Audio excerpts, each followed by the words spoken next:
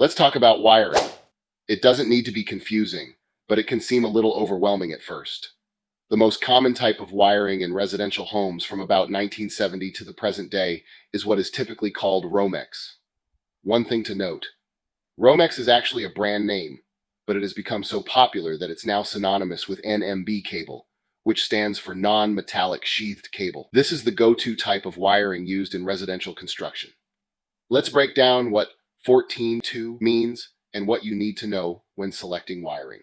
I have 4 examples here of common Romex wiring. This is the most common wiring you'll see in standard residential applications, especially when dealing with outlets and light switches.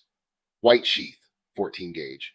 This is commonly used on 15 amp circuits. Yellow sheath, 12 gauge. This is commonly used on 20 amp circuits. Now, let's take a closer look at what 14/2 indicates.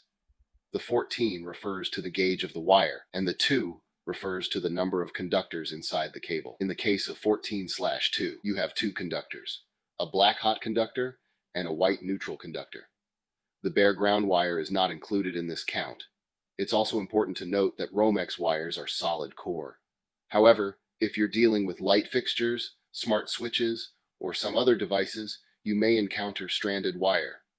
For comparison, 14/3 wiring would indicate a 14 gauge wire with 3 conductors. You typically have a black hot wire, a red hot wire, and a white neutral wire. Keep in mind, although standard conventions designate black and red as hot and white as neutral, you should never assume that the previous wiring in your home was done correctly. Always exercise caution when dealing with wiring in your home for the first time. Verify everything before proceeding. The same logic applies to 12 gauge wire, which is thicker and capable of carrying more current. 12/2, 2 conductors. 12/3, 14/2 wiring is often used for light fixtures, such as recessed lighting. You might daisy chain 14/2 wiring between several fixtures.